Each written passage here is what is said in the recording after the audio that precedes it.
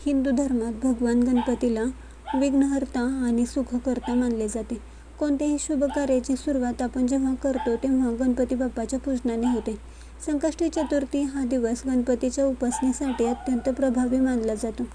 या दिवशी केलेले काही उपाय विशेष फळ देतात आणि संकटे दूर करतात आणि घरात धनधान्य आणि ऐश्वर्याची वृद्धी करतात. आज आपण या व्हिडिओत बघणार आहोत असा कोणता स्तोत्र आहे ज्याने धनप्राप्ती होते, आपल्या खांद्यावरील कर्जाचा डोंगर कमी होतो, व्यवसायामध्ये नवीन संधी येतात. तर हा व्हिडिओ तुम्ही शेवटपर्यंत नक्की बघा.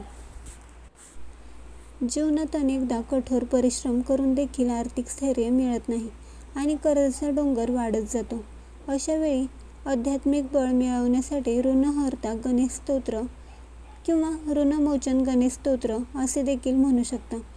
हे ऋणहर्ता गणेश स्तोत्र अत्यंत चमत्कारिक मानले जाते. ऋण म्हणजे कर्ज आणि हर्ता म्हणजे हरण करणारा होय. हे स्तोत्र भगवान कृष्ण प्रणीत मानले जाते.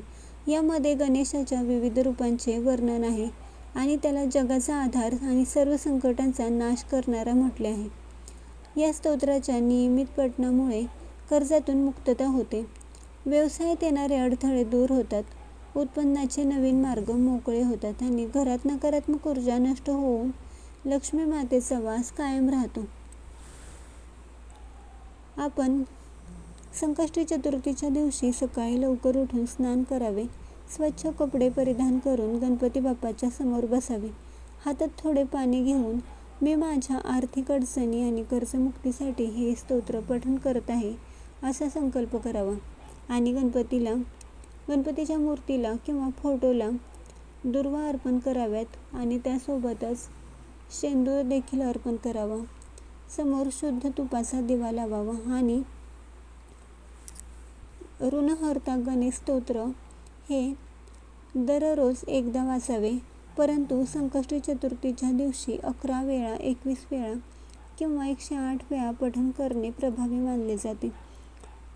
स्तोत्र पठण करण्याची वेळ ही पहाटेची ब्रह्ममुहूर्तावरती केले जाते, परंतु पहाटेच्या वेळी शक्य नसल्यास संध्याकाळी दिवे लागण्याच्या वेळी या स्तोत्राचे पठण करू शकता.